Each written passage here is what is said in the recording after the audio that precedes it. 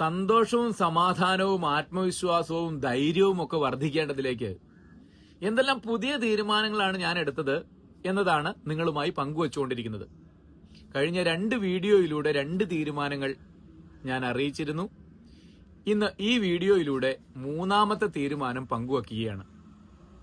എന്തെല്ലാമാണ് നമ്മുടെ നിയന്ത്രണ പരിധിക്കുള്ളിൽ ഉള്ള കാര്യങ്ങൾ, എന്തെല്ലാമാണ് നമുക്ക് നിയന്ത്രിക്കാൻ കഴിയാത്ത കാര്യങ്ങൾ എന്നതിനെ തിരിച്ചറിഞ്ഞ് പ്രവർത്തിക്കുക എന്നതാണ് 3ാമത്തെ തീരുമാനം.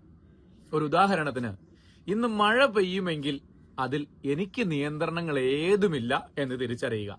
എന്നാൽ ഈ മഴ മൂലം എന്റെ ശരീരം നനയാതെ ചില സുരക്ഷകൾ എന്റെ നിയന്ത്രണ പരിധിക്കുള്ളിലുള്ളതാണ്. ഒരു മഴക്കോട്ട് ധരിക്കുക, ഒരു കുട പിടിക്കാൻ ശ്രമിക്കുക, ഇതെല്ലാം എനിക്ക് ചെയ്യാൻ കഴിയാവുന്ന കാര്യങ്ങളാണ്.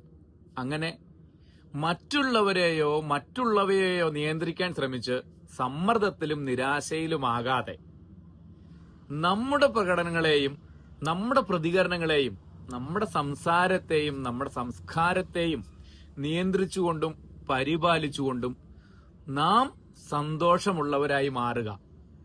ഇതാണ് 3ാമത്തെ തീരുമാനം. കഴിഞ്ഞ 2 തീരുമാനങ്ങളും നിങ്ങൾ ഓർക്കുന്നുണ്ടാകും എന്നാണ് ഞാൻ കരുതുന്നത്. എങ്കിലും നമുക്ക് ഒരിക്കൽ കൂടി അതിനെ ഒന്ന് ഓർമ്മിച്ചു പോകാം.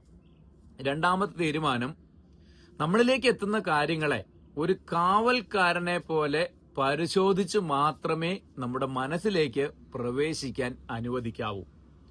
1ാമത്തെ കാര്യം, നമ്മുടെ എല്ലാവിധ ഫീലിങ്ങുകൾക്കും നാം തന്നെയാണ് ഉത്തരവാദി എന്നത് ഏറ്റെടുക്കുക എന്നതായിരുന്നു. അടുത്ത തീരുമാനവുമായി അടുത്ത വീഡിയോയിലൂടെ വീണ്ടും കാണാം. നന്ദി.